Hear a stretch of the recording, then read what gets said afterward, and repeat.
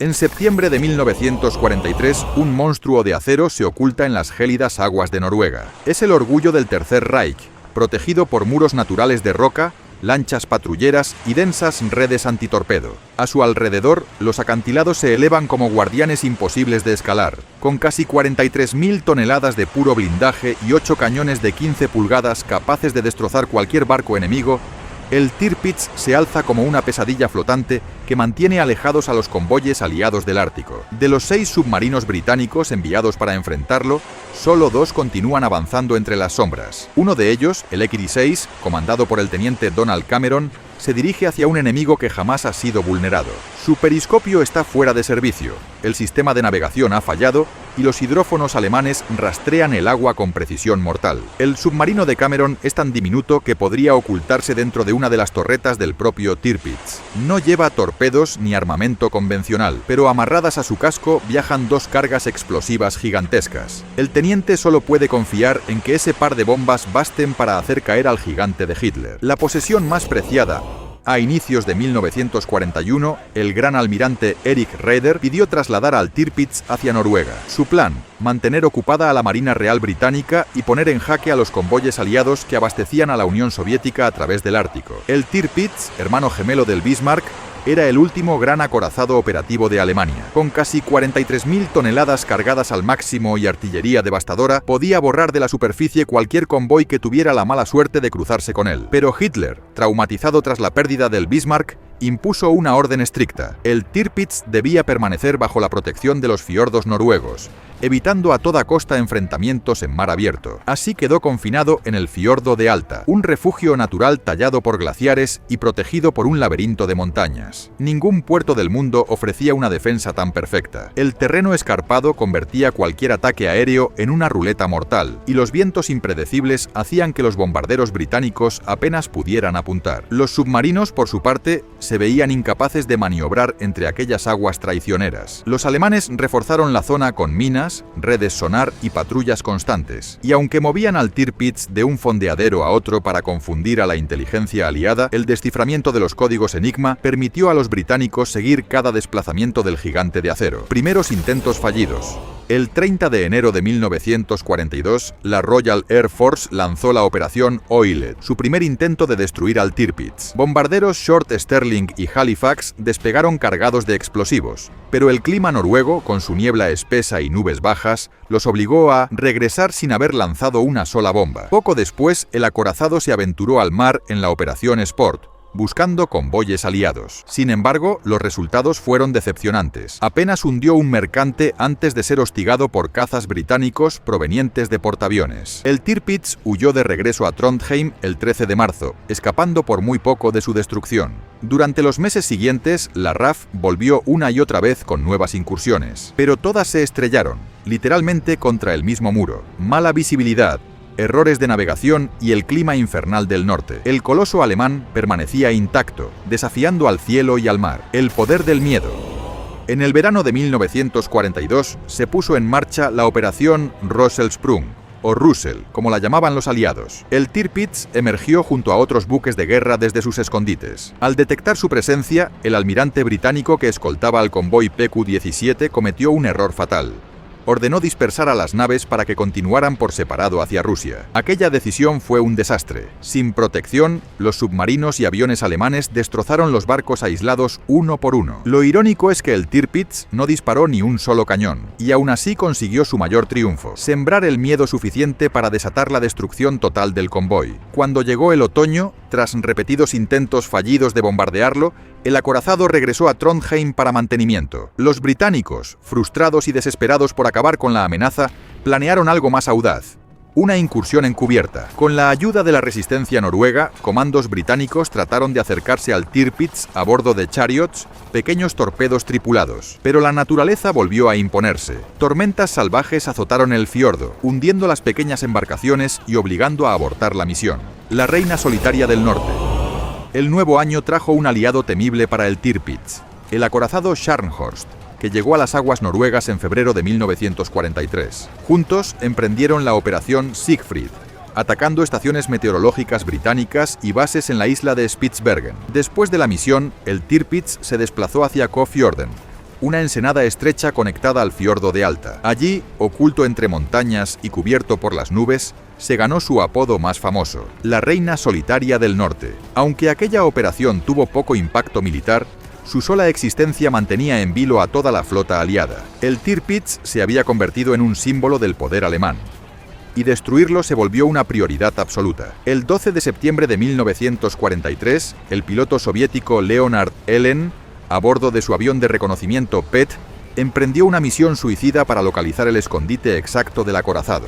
Volando bajo un techo de nubes a menos de 2000 pies y bajo una lluvia constante, Ellen se abrió paso durante 2 horas, a través del mar de Barents, adentrándose entre los fiordos noruegos como si se internara en la boca del lobo. Debajo de su avión se extendía una de las defensas antiaéreas más temibles fuera del propio Reich, un entramado de fuego, acero y vigilancia que protegía al buque más preciado de Hitler. Más de 80 piezas de artillería, que iban desde diminutos cañones automáticos de 20 milímetros hasta formidables baterías antiaéreas de 105 milímetros, cercaban el fiordo como dientes dispuestos a morder. De pronto, la barrera defensiva explotó en un rugido sincronizado.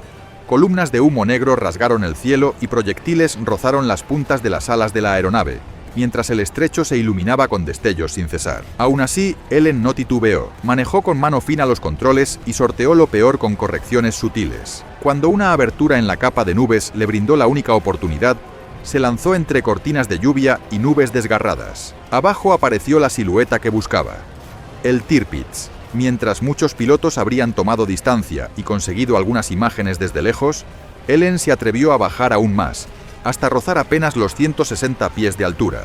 Desde esa cercanía, con el coloso de 820 pies a escasa distancia, distinguió con claridad equipos, posiciones artilleras, hombres sobre la cubierta, las barreras protectoras y las defensas que lo rodeaban. La tripulación del PE-21 no dejó de apretar el obturador. Una foto tras otra quedó inmortalizada.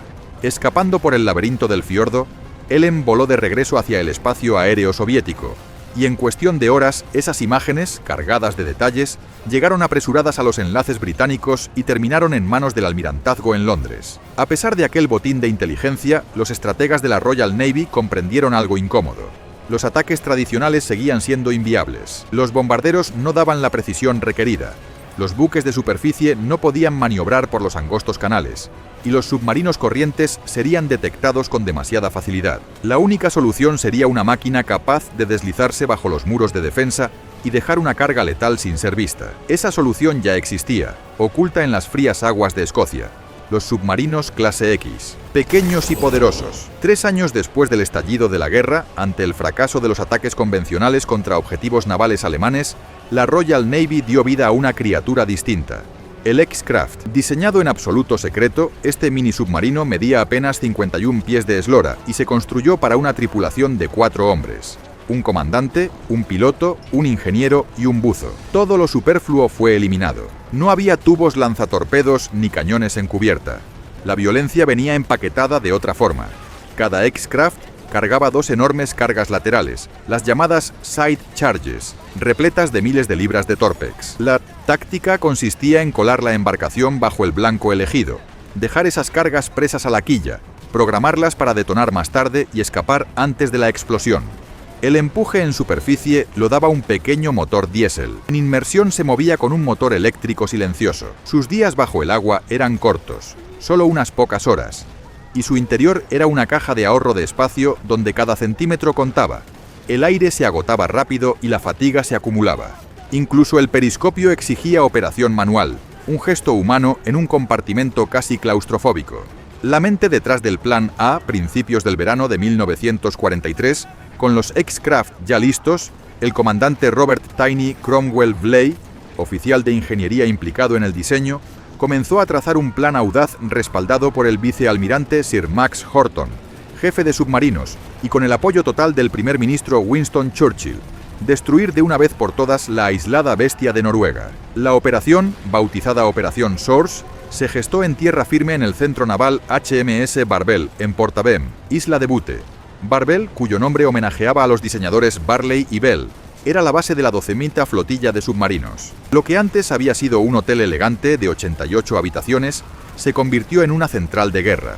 Habitaciones convertidas en oficinas con cartas navales, bocetos técnicos y oficiales entregados a diagramas que esperaban culminar en un golpe decisivo contra la Marina del Reich. La inteligencia que alimentó la operación llegó por vías peligrosas. La resistencia noruega, especialmente los hermanos Torbjörn e Ingar Johansen, cartografió rutas de patrulla y detectó defensas en torno al fiordo, pasando esa información a la Royal Navy mediante redes de pesca y transmisiones clandestinas. Con planos y reportes en mano, el plan fue tomando forma. 6 X-Craft se lanzarían contra 3 objetivos principales. Acoplarían cargas a las quillas enemigas y se alejarían antes de las detonaciones programadas. La asignación fue clara. X6, X7 y X10 se encargarían simultáneamente del Tirpitz. X5 se dirigiría contra el Scharnhorst. Y X8 y X9 tenían como blanco al crucero pesado Lützow. Pero la travesía no era para los X por sí solos. Cada mini submarino sería remolcado durante cientos de millas por submarinos de flota más grandes que actuarían como nodrizas y centros de apoyo durante la peligrosa odisea. Condiciones imposibles bajo el mar.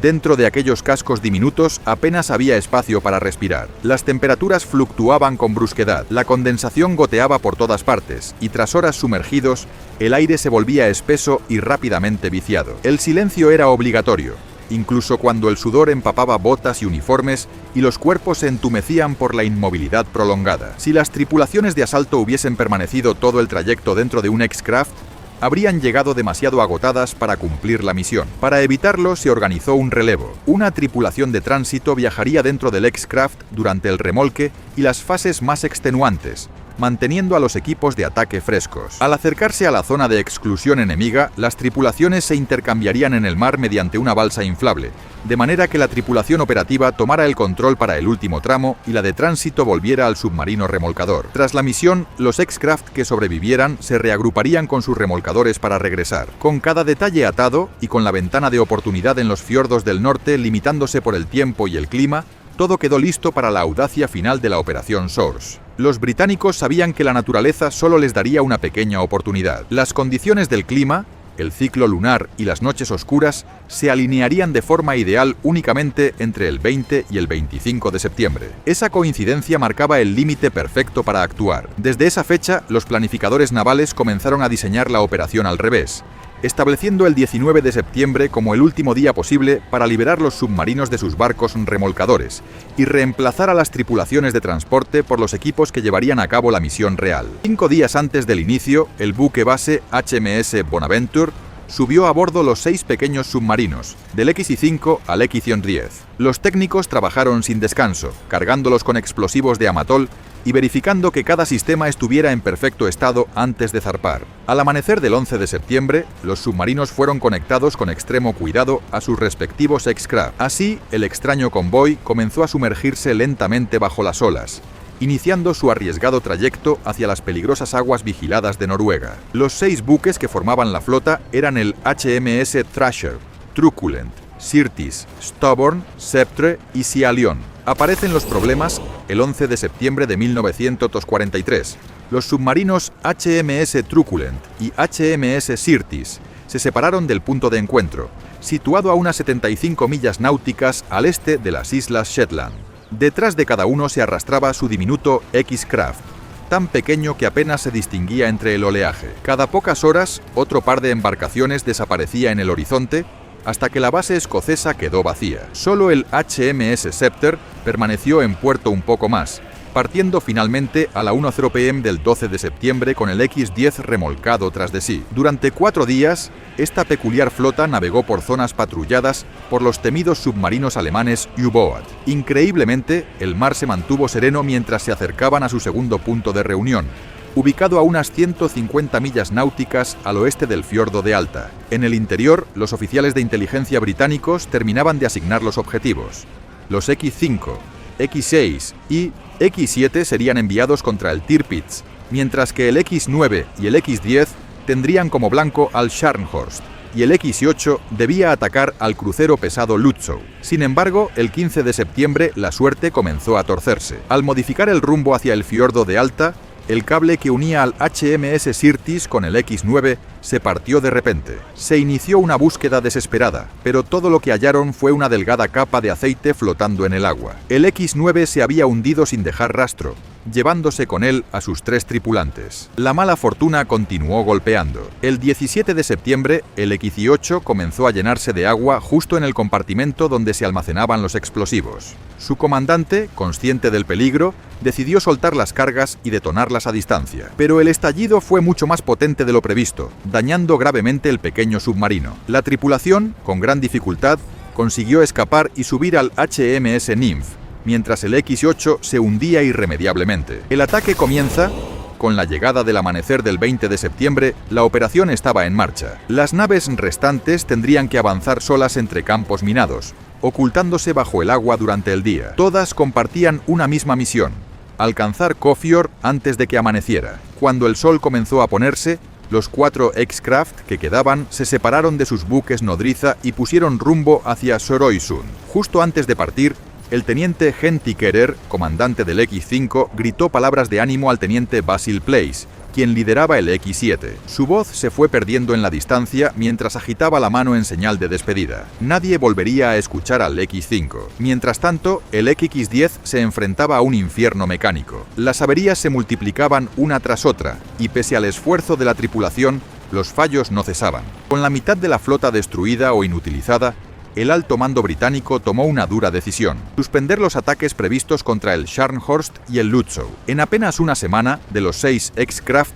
que habían partido de Escocia, solo 2 seguían funcionando y avanzaban hacia el Tirpitz. Las esperanzas de éxito de la operación Source disminuían minuto a minuto. El asalto final al Tirpitz. El teniente Donald Cameron, al mando del X-6, inició la última fase guiando su nave a través de los campos de minas. Para la tarde del 21 de septiembre logró situarse cerca de las islas Bruroy, un grupo de islotes rocosos que servían como una muralla natural frente a la entrada de Kofior. Allí permaneció, inmóvil, apenas sumergido bajo la superficie. En paralelo, el teniente Basil Place maniobraba el X-7 por la misma zona de peligro. Desde su posición vio cómo el Scharnhorst abandonaba Altafjord a las 4:30 p.m. También se ocultó entre las islas de Bradholm, aunque ninguno de los 2 comandantes pudo establecer contacto con el otro. El Tirpitz estaba protegido por 2 líneas concéntricas de redes antitorpedo, enormes estructuras de acero diseñadas para frenar cualquier intrusión submarina. Poco antes del anochecer del 22 de septiembre, los guardias abrieron la red exterior para dejar pasar un barco de suministro costero. Cameron no dudó. Aprovechando la oportunidad, impulsó el X-6 detrás del barco mercante y logró deslizarse justo antes de que la barrera volviera a cerrarse. A partir de ese momento, todo dependía de su habilidad. Su periscopio se averió, luego falló el giroscopio, y sin instrumentos de navegación útiles, solo podía avanzar guiándose por la intuición, rumbo al lugar donde imaginaba que se encontraba el Tirpitz. En el acorazado alemán, la rutina matinal continuaba como cualquier otro día. A las 5:00 am, los técnicos desconectaron el sistema de escucha submarina para hacer tareas de mantenimiento. Con esos oídos inactivos, se reforzaron las guardias en cubierta, observando las aguas tranquilas del fiordo sin sospechar lo que se aproximaba. Bajo la superficie, el X-6 seguía avanzando a tientas hasta que su casco golpeó una roca submarina no registrada en los mapas. El impacto fue brutal, haciendo vibrar toda la nave. A las 7:07 am, un centinela alemán notó una pequeña perturbación en el interior de las redes antitorpedo. Pensó que eran marsopas jugando cerca de la superficie y no dio la alarma. 5 minutos más tarde, la realidad quedó al descubierto. El X-6 emergió brevemente, dejando claro lo que era. El marinero no dudó esta vez. Gritó la advertencia que rompería el silencio del fiordo: submarinos enemigos avistados. En cuestión de segundos, el pánico se desató a bordo. Los marineros corrieron por todas partes intentando lanzar un bote salvavidas, mientras la alarma rugía a través de cada rincón del enorme acorazado. Pero la confusión se apoderó del Tirpitz al instante. En lugar de sonar la señal que indicaba amenaza de submarinos, alguien activó por error la alarma equivocada, la que ordenaba cerrar los compartimientos estancos. Como resultado, buena parte de la tripulación siguió con sus rutinas matutinas, sin imaginar que la muerte se movía justo debajo de sus pies. A pesar de haber sido detectado, el teniente Cameron no dudó. Con nervios de acero, maniobró el X-6 directamente bajo el gigantesco acorazado alemán. Estaban tan cerca que los cañones del Tirpitz no podían apuntar hacia abajo lo suficiente para alcanzarlos. Los artilleros alemanes miraban impotentes mientras el pequeño submarino británico volvía a desaparecer bajo el agua. Allí, bajo el coloso de acero, la tripulación del X-6 actuó con precisión quirúrgica. colocaron las cargas explosivas, activaron los temporizadores y se prepararon para el final. Sabían perfectamente que escapar ya no era una opción. Pocos minutos después, el X-6 volvió a salir a la superficie. Un bote alemán se acercó rápidamente. Los marineros del Tirpitz saltaron dentro y capturaron a los británicos, pero no pudieron evitar que estos abrieran las válvulas del submarino. El X-6 comenzó a hundirse lentamente mientras los alemanes observaban la expresión resignada de sus prisioneros. Convencidos de haber frustrado el ataque, los oficiales del acorazado dieron por controlada la situación. En lugar de zarpar de inmediato, ordenaron encender las calderas para generar vapor, un proceso que llevaría casi una hora. Sin embargo, a las 7:40 de la mañana, los vigías del Tirpitz divisaron otra amenaza. Un segundo mini submarino, el X-7, al mando del teniente Basil Godfrey Place. Intentaba escapar tras haber colocado sus cargas explosivas bajo el buque.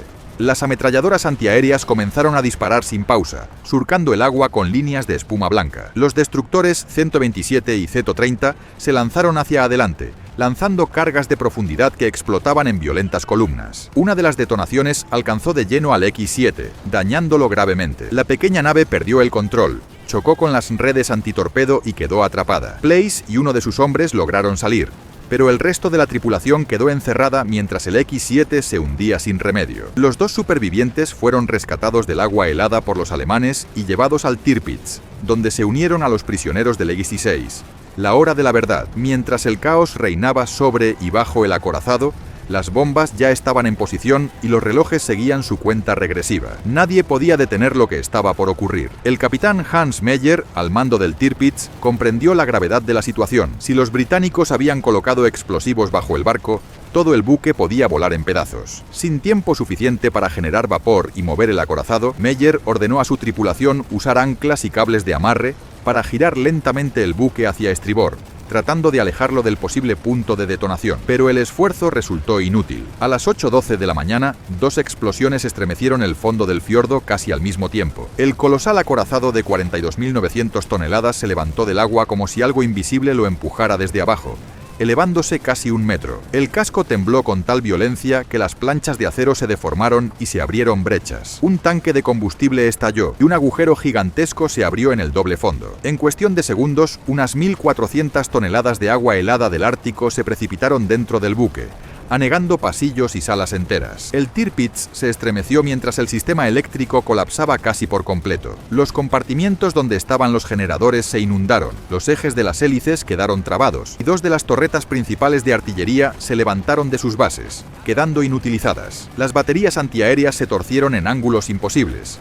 Los telémetros y equipos de puntería se desprendieron de sus soportes, y todos los sistemas de radar dejaron de funcionar. La fuerza del estallido fue tan brutal que dos hidroaviones Arado fueron lanzados por los aires desde sus catapultas, estrellándose contra el mar, y aún así, el ataque no había concluido. El tercero y último eran las 8:43 de la mañana cuando, entre el humo, el pánico y la confusión, un vigía gritó al ver otro submarino a unos 650 metros de distancia. Las ametralladoras antiaéreas que todavía funcionaban abrieron fuego de inmediato, mientras el destructor 127 aceleraba para interceptarlo. Era el X-5, el mismo que había desaparecido tras la última despedida del teniente Henty Kerer 3 días antes. Había navegado solo, atravesando el laberinto de fiordos hasta colocarse fuera de las redes antitorpedo, esperando el momento de atacar al ya dañado Tirpitz. El pequeño submarino fue alcanzado varias veces por los disparos enemigos antes de sumergirse. El 127 lanzó una andanada de cargas de profundidad que hicieron temblar el mar, levantando muros de agua que cubrieron la zona. Después de eso, no se volvió a ver nada. Ni la tripulación ni los restos del X-5 fueron hallados jamás. Su final se convirtió en el último misterio de la Operación Source. La misión, que había comenzado con 6 X-Craft, había llegado a su trágico cierre. Solo 2 consiguieron alcanzar su objetivo, pero eso fue suficiente para dejar gravemente herido al orgullo de la Marina alemana, la Reina Solitaria del Norte. Ese mismo día, el alto mando de la Kriegsmarine envió 2 barcos generadores, el Karl Junga y el Watt, para asistir al acorazado dañado, que ahora se inclinaba peligrosamente 30 grados hacia un costado. El Karl Junga llegó apenas unas horas después, encontrándose con el coloso herido, aún humeante y destrozado. Aunque el Tirpitz no corría el riesgo inmediato de hundirse, más de 1.400 toneladas de agua se habían colado en sus compartimentos inferiores. La primera detonación había estallado cerca de una de las torretas principales, mientras que la segunda había reventado la parte delantera del casco por el lado de babor,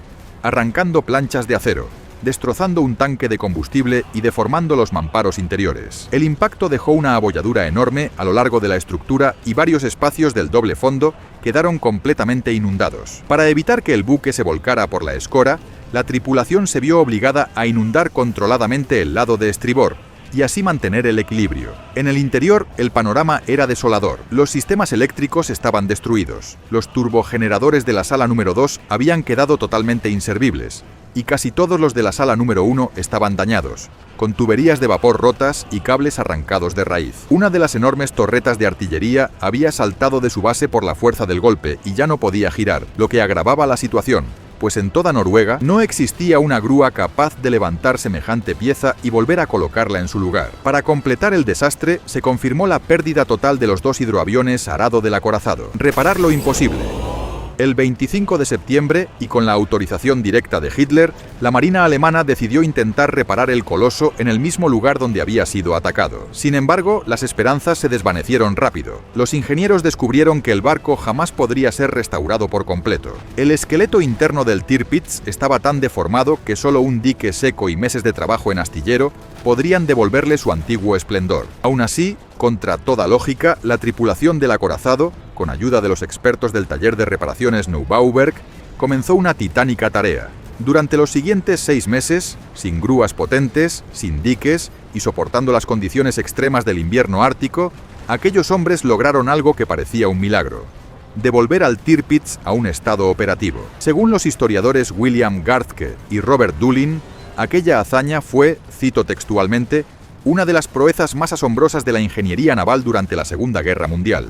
El fin del Tirpitz. En Londres, Winston Churchill no perdió tiempo. Ordenó que la destrucción del Tirpitz se convirtiera en una prioridad absoluta. La cacería del acorazado se intensificó tras el hundimiento del Scharnhorst en el Cabo Norte, el 26 de diciembre. Con el Lützow y la mayoría de los destructores alemanes retirados a puerto, los británicos enfocaron todo su poder sobre la Bestia del Norte. El 10 de febrero, bombarderos soviéticos lanzaron el primer ataque, aunque solo lograron un impacto indirecto. Para abril, el Tirpitz había completado pruebas de navegación y regresado a su fondeadero en Altafjord. Entonces, la Royal Navy puso en marcha la Operación Tungsten, lanzando una lluvia de fuego desde portaaviones británicos. 14 impactos directos y una explosión cercana arrasaron la cubierta del acorazado. Las detonaciones mataron a 122 tripulantes y dejaron más de 300 heridos. El agua volvió a colarse por el casco, las torretas quedaron atascadas y los hidroaviones ardieron hasta quedar reducidos a chatarra. Aún así, las cubiertas blindadas resistieron la furia del ataque. Durante los meses siguientes, los británicos no cesaron su ofensiva. Lanzaron las operaciones Planet, Brown y Tiger Claw, todas frustradas por las brutales tormentas del invierno noruego. Más tarde, la operación Mascot también fracasó. El radar alemán detectó a los aviones británicos y el Tirpitz fue envuelto en una espesa cortina de humo que lo hizo invisible. Incluso 4 ataques consecutivos bajo el nombre Goodwood, ejecutados en agosto, apenas lograron 2 impactos menores. La RAF entonces apostó por algo nuevo: bombarderos Avro Lancaster equipados con las temibles bombas Tallboy de 12.000 libras.